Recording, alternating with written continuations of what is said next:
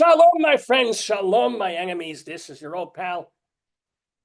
Well, yes, it is. This is your old pal, Rabbi Sol Solomon, the founder and spiritual leader of Temple Sons of Bitches in Great Neck, New York. And what a thrill, what a delight it is to have with us in the neighborhood. I see, is that you or a frozen image of you? Oh, there, you're moving. Why are you I in? was just listening. You're segmenting into 9 little cubes there. What is that? Oh, we need to remove that.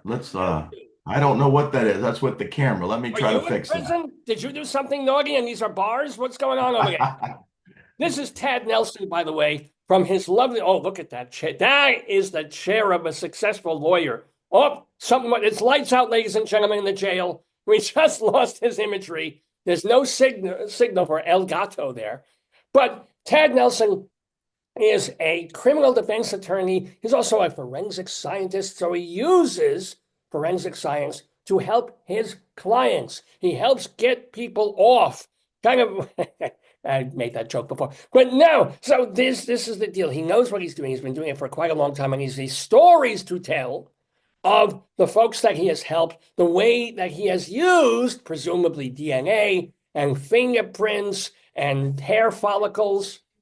The lawyer was testifying and he was a There cat. we go. There we go. Yeah, Dave's wife just hit me. Did you ever see that early thing of during the pandemic era when there was a lawyer, it was a court case, they were on Zoom and he couldn't get the lawyer came on and he had the face of a cat because he couldn't remove the app? Yeah, I remember that. That was great. He was in a court hearing. He was actually in a hearing. You Oh, know this. Did that ever happen to you? Did you ever have that issue with Zoom during the pandemic? not really. I've had it like this where it didn't work, and I tried to attach a camera so I'd have a better picture, but you know how these things go. It's just ridiculous. So, welcome, by the way, to the neighborhood, Thank you. Tad Nelson. I do have to ask, is your name like on your birth certificate Thaddeus, or were you Tad forever? I had been TAD forever. 3 letters is all I got. That's all my parents gave me. Well, what's your middle name? Maybe they gave you a long one. Well, I'm a Catholic boy, so I'm named after Saint Anthony.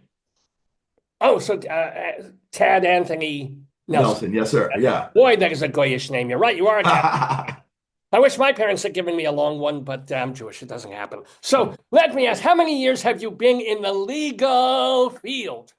This is my 34th year. Mit Mazel, mit Glick. So did you start as a PD or did you start, how did you get in? Well, what was funny is I always thought I wanted to like not litigate and like just do something in a little cubicle. Uh, and I started with a probate firm in downtown Houston, and I was getting a master's in tax law from U of H.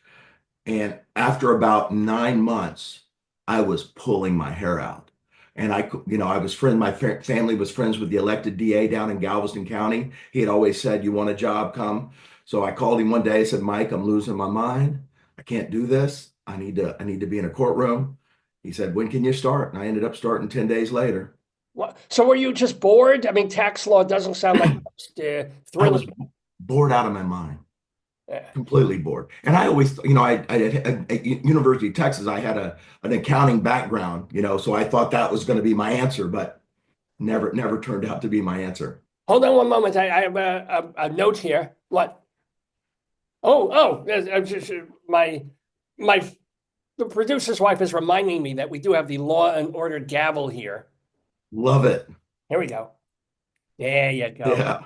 So when you started working for this friend of your family, this sinecure position, well, I wasn't gonna say it was It was a government spot, Galveston County District Attorney's Office, and I did that for 3 years and went out on my own and been doing my own thing since June 1 of 94. so what was your own thing? Because the thing I'm a little surprised about is that you're out there, you're putting yourself out there, which we generally associate with kind of ambulance chasers. Like, oh, have you been hurt in an accident? Good, we can help you. But not so much that. How did you get where you are at now? You know, um, when I went out on my own in 94, you start doing your thing. And at that point, you're young, you're doing a lot of court appointed work. The coordinators are helping you build your practice. And, ultimately, we kind of turned to more of a scientific angle just because you finally got sick of going to court and these government experts, they, the typical lawyer doesn't know squat about science. So they kind of run over you. They take shortcuts. Sometimes they use bad science. And if you don't know what the hell, you don't know the lingo, they can run over you. And there was a point that just got frustrating. And ultimately went out and got some education, learned a little science, went back to junior college in Galveston, took some chemistry classes, uh, started figuring this out and just realized these guys are not telling the truth. They're taking shortcuts, convicting our people, and they're just not, they're not doing it right. And I can live with anybody, cops, scientists, whatever. Do your job. I realize you're on the other team, but two things I can't stand. Don't take shortcuts and don't lie. Those things are bad. That's the thing that mucks up the whole system. Well, no, but here's the deal. You must have, what is a lawyer's obligation? Like if you know, if your DNA suddenly uncovers that your client is actually guilty, And are I you get a lot of those. obligated? Don't think I don't. What, I mean, what? I have tons of those. I mean, we have criminal lawyers. We represent guilty people every day. Then aren't you lying when you go into court and try to prove them not guilty? Well, let's no. See, this is great. This is where this conversation needs to be. Yeah. When we go to court, you realize in the code, the criminal code, it says the prosecutor's job is to ethically see that justice is done. My job is to zealously represent my client's interests. Now, there's a little bit of a difference there. So when somebody's guilty, hey, when I get to the pearly gates, if I have to be right on did OJ kill those people or not, I'm saying he killed them. You know what I mean? There's no doubt in my mind. But he wasn't found guilty because doing it and guilty are two different words. Guilty means the government proved every element of the crime beyond a reasonable doubt. And I think with all the stuff they did on OJ, maybe there was reasonable doubt. Maybe it was because of the environment. I don't know. But when I go to court, let's just say my person is guilty. Um, it's a bifurcated trial system. You have the guilt, innocence, and you have the punishment. So first thing I'm going to do is make sure the government proves their case. And if they don't have the people to prove their case, shame on them, right? And then the second issue is we've got to make the punishment fit the crime. Well, but wouldn't you have to hide evidence if the evidence is proving that your client is guilty? Let's say you run out of and it's like, and wouldn't you have to show that to the prosecutors and go, look, I'm defending the guy. But unfortunately, what we came up with puts him right there with his fingerprints over her throat. Well, and that's a good point. See, that would be overwhelming evidence, you would think. But there may be a different theory. I don't know. And the way it works is the defense, we don't bring anything to the table. We're allowed to, but the government has the burden of persuasion, which is beyond a reasonable doubt, and they have the burden of production. They've got to bring the case. We don't bring anything. We could just sit there, cross-examine, have enough of it. You know what I mean? And the jury has to decide, hey, did the government prove that case? They're not worried about what Mr. Nelson did. I cut it up. I kind of create a little chaos, show some other possibilities, and then they have to decide. Is it true that the worst thing to do, I mean, sort of the last ditch is putting your client on the stand? Oh yeah, you got that one right. Yeah. Yeah, when now in some cases, like by definition, if it's an aggravated assault or a murder where the defense is self-defense, you have to put them on for that. And obviously in sometimes in cases where I do a lot of sexual allegations in children cases, I mean, which are tough, and I know they're, but the person usually has to testify for that, because if a child says that guy right there, he did some bad stuff to me, you're going to have to get up there and say, I didn't, and that comes down to a he said, she said. Some of these, I'm with you. I have a 7-year-old. I get it. She's not going to lie to me about somebody touching her, no doubt in my mind. But some kids misinterpret, or there's things when I was 10 years old, I had this very pretty babysitter, and he says, "Did she touch you there?" I'm like, "I wish," but no, it didn't. That didn't really actually happen there. No, so you do family law, so you yeah. do into the. But again, like if you're defending a client, and you are sure, yeah, I mean, you know, and he knows that he touched or did more things to a. Yes. I mean, don't you just sort of throw? Do you really just wait for the prosecutors to prove it? You don't go to the Well, prosecutor and say, "No, this guy's a I piece mean, of garbage." and I mean, we're all thinking that because we're all human beings. But at the end of the day, everybody is one of, God's creatures. And you ultimately, let's take a second degree felony, punishable by 2 years to 20 years. That's 18 years of wiggle room, Well, yeah. So not everybody that gets a second degree felony gets 20 years. Yeah, but if this guy is wiggling himself into an 11-year-old, you Well, probably want to give again, him some. he's Yeah, going I to mean, get more. He's definitely going to get more, yeah. without a doubt. And Well, he should. I mean, if a second degree felony is also stealing $1,000, and we're comparing a second degree guy that stole $1,500 with a guy that touched a child, obviously the touching the child is getting more. But you also, I mean, it's not a rubber stamp where you just hit the button and they get maxed out at 20. It depends on some other things. yeah, we'll get less if he was wearing a rubber. But you know, yeah. Okay. We need a little button for that. Yes.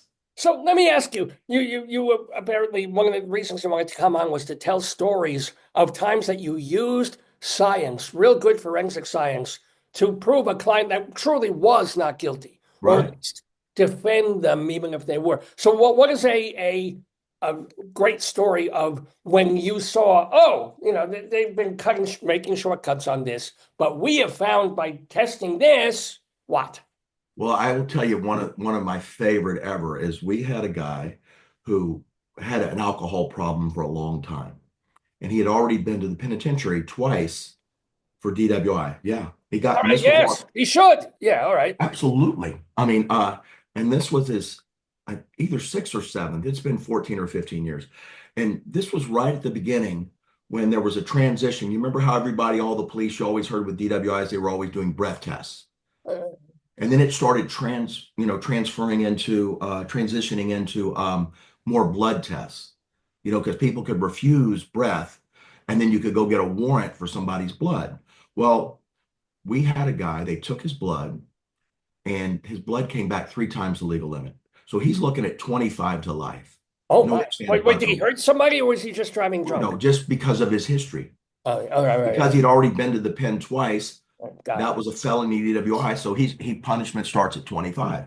So and we were just when we were transitioning into the blood, and my partner and I, we had learned and we'd gotten certified by the American Chemical Society, being this lawyer scientist thing, so we kind of understood it.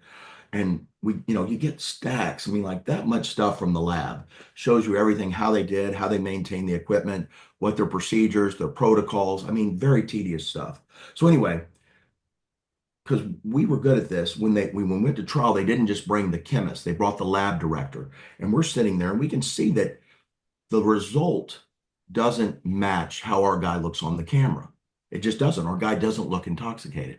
So anyway, so nobody at the lab, they're all jacking us around. They're not being, and we go to trial. We got no choice because the best offer we have on it is like 14 years.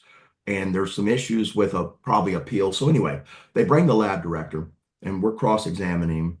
And just like doctors, chemists are just like doctors. If there's something handwritten in the columns, in the margins, read that. It's important. Whenever a doctor writes something by hand on that report, probably important, just like a chemist. So we see something here uh, that it says the auto sampler locked up. Well, we don't know what that means, and the chemist would never tell us. But when the lab director came, thank God for this guy, uber honest. I mean, one of the nicest guys. And like I said, we maintained a relationship over the last 20 years. When his kid got in trouble down here, he called me, he got, transferred up to Austin.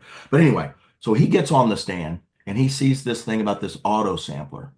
And he starts questioning, and he finally tells us, he points over there because he knows all the stuff he gave us. He goes, hand me that file I sent you guys.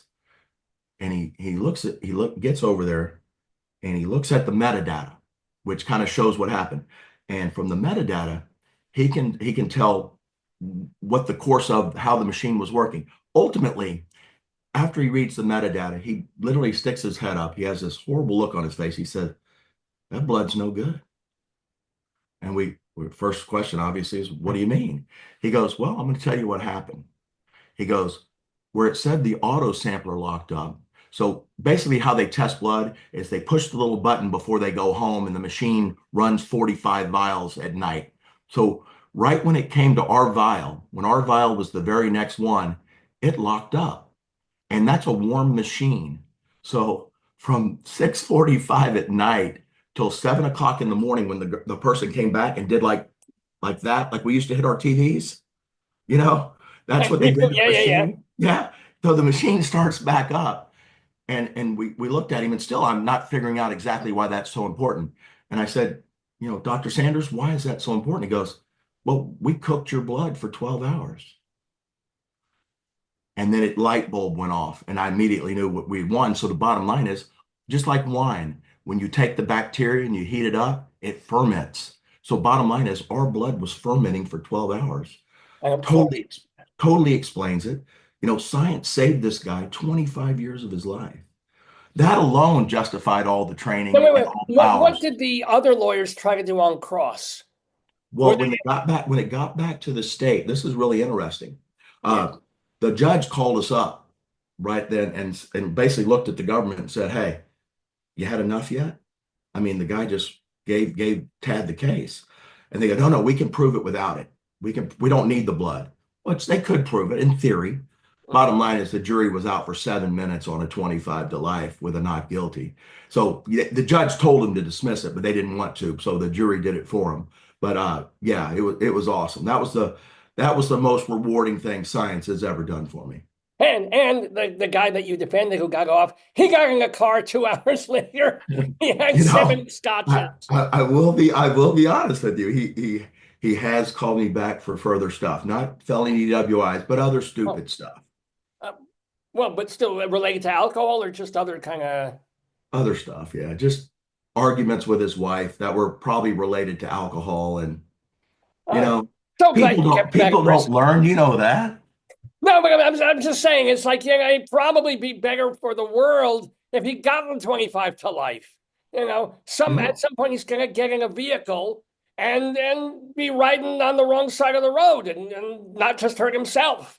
Or he's gonna smash his wife in the face with a bottle. Amen. I agree with you. Yeah. I mean, I can't argue that. I mean, I see it every day. I love the law. I just gotta so what's another story of a defense that turned on, like, they had him and we wasn't looking good, but then we figured out, boom. Well, I'll tell you one cute little story though. It is funny, because we watch all these TV shows, and you see, there's just such an exact science, like CSI. I mean, they have a perfect scientific explanation for everything. It really is not like that in the real world. I mean, everything, I mean, good lawyers, we live in the gray area. I mean, there is no absolutes, and science doesn't have absolutes because there's always going to be questions about, is there contamination? And it's just like a computer, garbage in, garbage out. So who's ever doing the science part, if they're taking shortcuts, that causes problems too. But just to show you how um how crazy science can be. So I had a murder case I was doing, and ultimately this kid his car was stolen. He was shot on the beach, and it's shocking how in 10 days a body can decompose to just bones, especially in a hot environment. So they found these bones. Um, and so Dr. Korndorfer, isn't that a great Dr. name for it? That's for Korndorfer. that. Yeah. Yeah. Dr. Korndorfer, he's our ME, our medical Oh, examiner, and he literally looks like the Nutty Professor. I mean, right out of Central Casting. It was great. And I knew his daughter from high school, and just a good guy, but just Nutty Professor. So we're in trial, and the government's putting on, and they're trying to establish that this was this kid, this boy, this young boy who owned this car, and it was him that was killed, and my guy killed him. And ultimately, so Dr. Korndorfer goes through his whole deal, and he's saying hey, measured the bones relative to the other bones and all this stuff. And he was 99% sure that it was a male between 15 and 17 years old. The bones, well, not the Right, because of the bones, because of all yeah. this math, and he's absolutely 99.9% sure it could be and, and then my first question to him was, well, could it have been a large girl? And he looks at me, he goes, oh, yeah, absolutely. It was just like, I mean, he just went 45 straight minutes of why it was a boy, and literally like that. It just goes to A show you. big boned woman or a trangy boy, come Yeah, a high leggy boy, but a big one. Yeah. right. It was great, you No, know. but that's the thing. TV makes us think that, oh, DNA Yeah. answers everything. Does it? It's good, and this is what's great about DNA. What are there 6 billion people in the world? I had a DNA case where my guy had robbed a bank, and he ultimately, he, Allegedly robbed a bank. well, they kind of, well, it ultimately he was on video pretty good, so I'm going to go with he did it. Anyway, while the cops were chasing him, he's throwing these bags of money out, and because it went in the water, so they couldn't get fingerprints, but the way it was, they got DNA off the bag. And just to show you how, again, science is weird. So they come out, DNA can eliminate people. So when they came back to me, they said there was you know, there could be there's less than a 1 in 36 billion Oh, people chance that this isn't him. And that's what I was asking him. I was like, wait a second.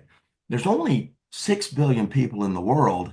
How do you eliminate the other 30 billion? I mean, are you eliminating people that have already died or people that are coming later? I mean, what are we doing here? And it's funny how they have no answer for that. I mean, it doesn't make the science less truthful. It's just bizarre to me yeah. How if that you there's can, right? Yeah. Well, unless again, if you include the dead, maybe yeah. then maybe. But no, Maybe that's their logic. But again, yeah. it just goes to show you if you put enough pluses and time signs by any numbers, you can make any number you want, you know. And that's the craziest thing, just about some of the science. There's science in theory should have a logical explanation. And I never really understood with DNA. And DNA, I trust it and I believe it. You know, um, I took a DNA class, that took like 10 days. And so I have a pretty good understanding of it. And I think it's good science. It really is. I just think when they do the math portion of it, when they extrapolate out the numbers, it just seems bizarre to And me. there's just it's a fairy tale at that point, but the other stuff is Yeah, yeah, legit. yeah. Yeah. It's Let me ask solid. you, we're talking with Tad Nelson, the attorney. And by the way, if people want to hire you in the Texas-ish or any area, is it tadlaw.com? Yeah, tadlaw.com. Yes, thank you. Well, yeah, you're getting that good website name. So, are there cases that, I mean, again, you're not mentioning names or anything like that, that still make you lose sleep, like you were defending somebody and they got convicted, and you think, no, they really were, and they don't deserve, and they just got railroaded in or something?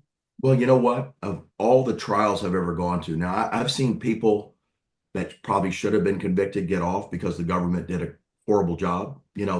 The reality of it is, when I go to work, the misdemeanor prosecutors, which are the newer ones, some of those kids have been there 9 months, 12 months, 14 months.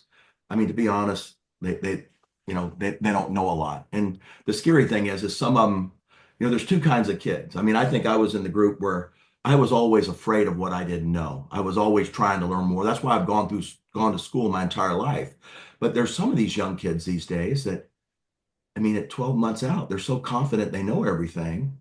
And it's a disaster waiting to happen. So they screw up a lot of stuff. But the But entire if they time, screw up a lot of stuff, that means that your clients are getting off. I'm saying other absolutely. times the other thing happens when Right. you've done your due diligence, and for Yeah. whatever the jury doesn't believe you, and there's someone in or several people in prison who legitimately don't belong there. Mhm. Have Yeah. you? Yeah. Absolutely. I would say of all the trials I've ever done, I have one. It's been about 20 years that still bothers me. It's the only person I've ever thought, and maybe it was because I got too close to the family. This could be on me.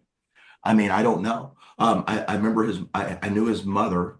Um, I can't remember how, but I knew his mother. She got me to help him, and he was in charge of a pretty bad felony, touching a child, and I believed him. And the jury didn't. Jury convicted him, and that one's always bothered me. I still think about them a lot. When I see his mother around, I always give her a hug, and um, so that one. But by and large, I mean, that's the only one in 34 years that I've really felt bad about. I can tell you, there's times when the jury says not guilty, and I'm like, how the hell did you do that? You No, know, I mean, that's it's funny. The coordinators and the judges will tell me, like, when they said not guilty, you were the most shocked person in the courtroom. that. No, that is quite amazing. Okay, yeah, you. Let me also ask that you are. Is Texas a death penalty state? I don't recall. Oh yeah, So have you had to defend clients who have either got or were threatened with death row? absolutely. I've done like 5 capital murders. Um, I've never had to go to trial. I've always negotiated, brought enough mitigation to the government to get them to choose life. Uh, to be honest, 3 of them, they probably wouldn't have gone. Although they were capitals, just wanted lifetime in jail without parole. But there were 2 of them we really had to get some doctors in, get some mitigation evidence, basically show this person has been abused their whole life, blah blah blah, the whole bit, and that kind of it saves their life. So I've never had a client killed, but like I said, I've only done 5. It's not something it's I have a huge problem with the death penalty. I mean, it just seems so barbaric. When you look about, you know, it's like when you go into a room and there's good people and bad people. If you go stand over there with the bad people, you're probably a bad person. And when you look at the countries in the world that are doing the death penalty, that's not a group of countries I want to, say I'm part of. You just Google anybody watching you, Google who does the death penalty, and it's all the bad hombres. It's not one, it's not, there's a couple that aren't that bad, but it's mostly some of the places you'd be afraid of. You certainly don't talk like a Catholic Texan. I'm telling you, that's a little unexpected to hear that kind of less Well, conservative thinking from. Well, let me tell you this. There's about 7 liberals here in Texas, and I know them all. Well, there you and believe it, some of them are going to move now that we have a different administration there. But let me ask you though, you said that you have defended a lot of people that you know are guilty. Did you ever come across some people that really scared you that like this is an evil person? Maybe they weren't up for the death, but maybe they were just up for drunk driving or they were up for Oh, wife beating or something. But what? to be honest, Rabbi, all the time. I mean, and I as I've gotten older and my practice is bigger and what have you, and we have people, we can walk away from some of those, and there's, I get to decide who I represent these days, knock on wood, but we still do, sometimes people come in their first meeting with you, and they put on their best face, and then you don't realize what a sicko they are until down the line. And once you're in, you're kind of tied in. You've already promised the court you're going to represent this person. You believe in what you're doing. You can't just abandon them because, hey, I realize he's a sicker person than I thought. You know, um, yeah, it happens all the time. I mean, trust me, there's a large percentage of people I represent I wouldn't want to go have a beer with. Okay. Maybe a Manischewitz wine, something a little less strong than a beer. So we're talking, by the way, to Tad Nelson. He is an attorney. You can get to him at tadlaw.com.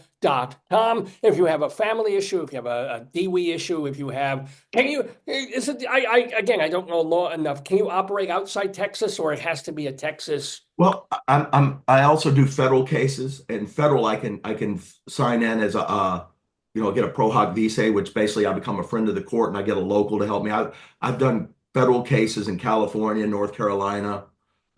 Usually it's people that live here in Texas that are involved in stuff and need their lawyer close, and then we just go out. I had a pretty good theft case out of California that was a big deal. And then we had another uh, kind of a fake Levi jean case coming out of North Carolina. It was a hoot, but yeah. So we're forging They were these things. counterfeiting Yeah, yeah, yeah. oh, got it. Which Yeah. was a hoot. I will tell you one story that I know you'll find funny being a rabbi. So I had this one guy. Um, and still when I was doing court appointment work, so this goes back 20, 25 years. And, so I'm going to the jail every night. This guy's locked in jail. And, and, and clearly, a lot of these people, they find God in jail, you know. Yeah, hey, you're preaching the choir there. I'm, of all the places God is, I'm pretty sure it's not the Galveston County Jail. That's one of the places I'm pretty sure God's not hanging out. But anyway, so He's we're also sitting not in the Dunkin' Donuts restroom. I looked. He's there. not, but yeah. Exactly. So anyway, so this guy, I'll remember his name, Joe Bogany, one of the, and nice little man, and maintained his innocence from the whole deal. I really think he was innocent. It was, crazy ex-girlfriend who they kind of got back together. It was nonsense. But anyway, he had to stay in jail for about a year and a half before we could try this case. And every time I go see him in jail, he's got his Bible and he's reading it. Then when we go to trial, we have a week-long trial. Instead of sitting there taking copious notes and handing me notes and saying, Tad asked this question, which he wasn't a very bright man, to be fair. But he's reading the Bible the whole time. And I'm okay, whatever. More power to you. It makes, so then he had to testify this was a touching a child case. So you've got to get up there and say, I didn't do it. So he gets up there, I question him, and he goes through it. He does really good for a not smart man. Then the government asks him some questions, and they're, how far did you get through school? Well, I dropped out of school in 7th grade. Can you read? No, I can't read. And so this guy's been reading this Bible, and so he comes back at the next break. I said, Joe, you can't read, but you've been reading this Bible since I met you 18 months ago. And this is the first time, I realized that there can be good people, and he looked me serious as, all get out. He says, Tad, I recognize some of the words and they make me feel good. Touching.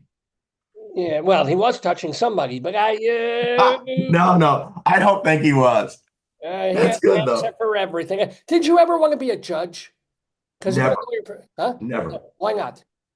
I look at it as, I'm the quarterback, and that's kind of the referee, they're kind of watching the game, where I'm moving the pieces. And so how long do you think? I mean, you're a very well put together, good looking guy, but you got some silver in your hair there. I Been at turned this, 60 in June. you'll be 60. In June. Mazel, mit mazel. So do you think you'll continue, or do you have an eye towards like what you want to do for your later years? Well, you'll love this. I'm 60 in June. I have one child. She is 7 years old. She is my life. Yeah. Yeah. And so I take vacations. I enjoy my life. I go play golf around the world. We, take our little girl. We just got back took her to Australia, New Zealand over the holidays. Yeah. So I'm enjoying my life, but I'm going to do this till 75 plus. I got no desire to slow down. I So you mean, love it. You love the law. love You it. love Love doing it. what you Absolutely love it. I mean, there's bad parts like everything, right. Yeah. but I So love it. what is something that you would recommend a regular person if they suddenly are involved and they have to go to court, they have to hire a law? What are things that people don't generally think of or know if Well, I mean I've got to deal legally with things? Well, in criminal law, I would always say make sure you get good counsel, talk to, and I always tell people go talk to more than one, because a lot of people are scared. They've never been with a lawyer and they talk to the first one. And there's a lot of people that, talk the talk, but don't really walk the walk. So just be careful, hire a good one. And, you know, do what they say and stay in contact with them. I mean, be involved in your case.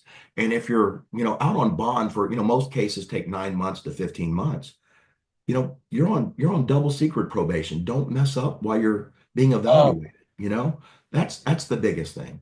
And in most criminal cases, it's always important, right, when they hire me, like go get all the evidence. If there's going to be videos that are important, or there's going to be a receipt from the beer joint that shows you just had one beer, let's go get those now, because in 9 months they're gonna lose well, them. actually, wait. I'm going to interrupt you there because one of the things that they say is if you're ever stopped for DUI or DWI, and the cop asks you, did you have anything to drink? You never say, I had just one beer.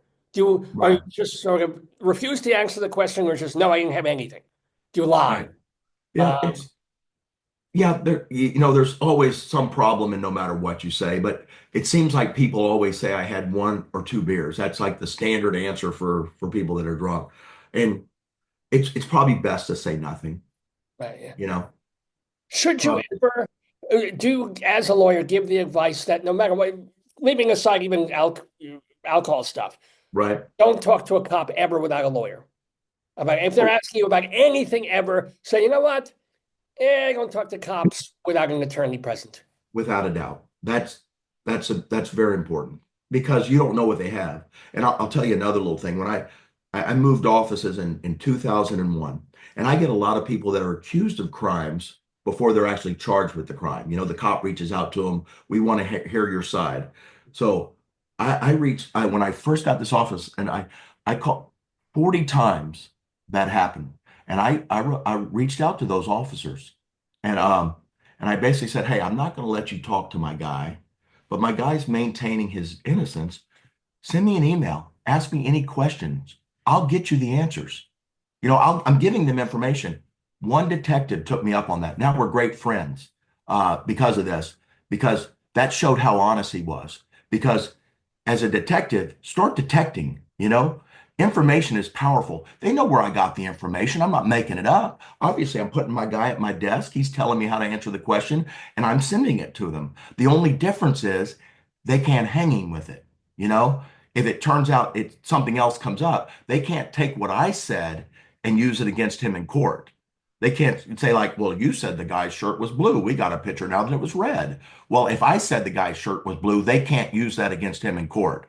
But information is still powerful, but they didn't want it. That is so offensive to me. I'm still my head's spinning a little bit from this. So wait, if you got the thing that you're quoting verbatim from your Well, you client, don't know that I'm quoting it verbatim because I don't really say this is a transcript of my guy. I'm just saying, here's what happened, you know? But it doesn't take a rocket scientist to figure out I don't know what happened and where I got it.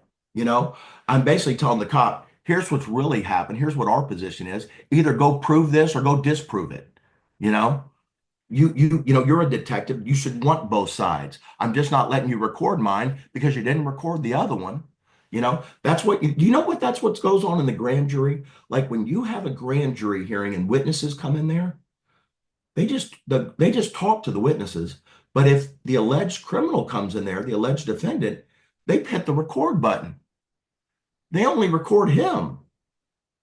because That doesn't everything really else seem is fair, does hearsay, it? essentially hearsay, or is that not the Well, right? that would be an admission, but you would want everybody's statements recorded, I would hope. Why is it any different? But it's just how it works. There's a lot of inequities against the citizen accused. Now, let me ask you, and by the way, we've been talking with Tad Nelson, who's been very kind to spend this time with us in the neighborhood, discussing law, discussing what he does, his great cases and things like that. If you have a problem or you want to create a problem for somebody else, remember you can go to tadlaw.com, tadlaw.com. So last question for you, because just on Netflix, we were watching the whole mini series about the OJ case, and you alluded to that when we Yeah. first talking. So you must have been cheering, though, for Johnny Cochran and all his people, basically defending a murder. As you said, you could go to the grave going, no, Yeah. obviously he's guilty. But what did like Marsha Clark and Christopher Darden do wrong? I don't know that they did anything wrong. I think, to be honest, I think if that was retried again in today's world, there was just so much going on with the tensions in LA, the racism. Um, I mean, to be honest, I mean, Johnny Cochran, it was beautiful what he did. You talk about it, and not just what he does in the courtroom, his understanding of his time and place. And I don't think that could have been done anywhere else in the country. I can tell you, I was driving from court back to my office when they read the verdict. I was shocked because I watched a lot of it. I mean, I thought it was overwhelming, but It they was reached in. overwhelming. Exactly. But they reached into that whole Mark Furman thing and the racism, and I know he said he was writing a book and whatever, but you're the lead detective, and that, at least it gave him something. And beyond a reasonable doubt is a very high standard. Hey, they might have been right adjacent to that. They might have been really close, you know. At the end of the day, he lost the civil case. I mean, Right, yes. everybody knows OJ killed those people. Uh, but it doesn't sound like you were shocked in the way of like how they let a murderer off. You were like, man, that's some good lawyering. Yeah. I mean, by and large, I thought, and Barry Shack, I know Barry personally, Oh, fabulous. He did some amazing work in that. Arguing about how they did the blood and the blood might not have been right. I mean, they had good questions for everything Marcia and Darden brought. all right. Well, wow. Honesty, truth, this is good. From Tad Nelson.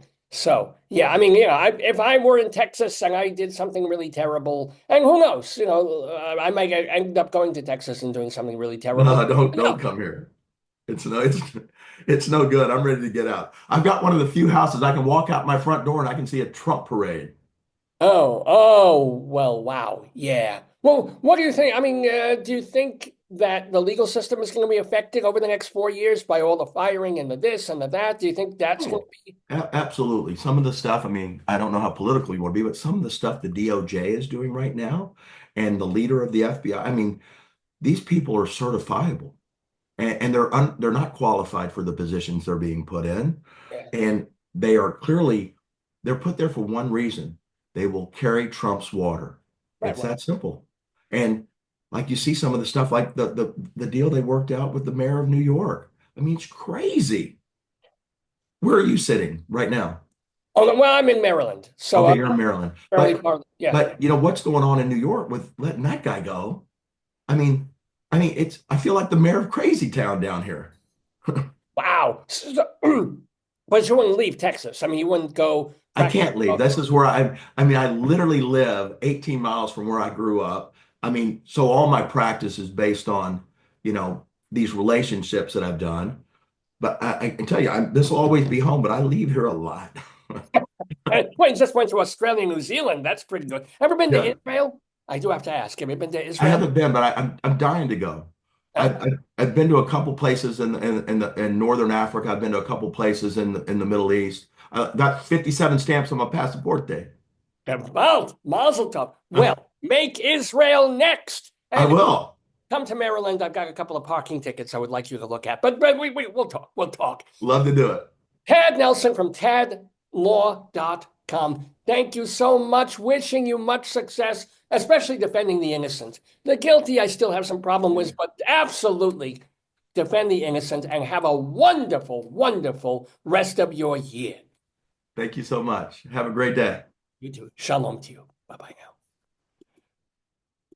Tad Nelson in the neighborhood, my friends. Wasn't that fascinating? Weren't that interesting? Wasn't it sometimes a little frustrating, but also just like, whoa, the way lawyers think. I mean, they do say there's a special section in hell for lawyers. He's already done. He's done this show, which is similar. But thank God for defense attorneys also. Hello, shalom, shalom. Dave's wife is itching to get back with Dave on that and do other things, but. Let me remind you that you can learn more about me at shalomdammit.com. Shalom, D-A-M-M-I-T. Shalomdammit.com. This is where you can watch my stage show, Shalom Dammit, an evening with me. There I is. Look how cute I am. Thank you. It's also the place you can watch the episodes of the TV show that I did for Long Island Cable. This is so mega. The Chung Chung. Oh, wait, I gotta do the chung chung there. Hold on. Ta-da. Yeah. Fine fun with Tad. So shalomdammit.com is the place for all your rabbinical sound needs.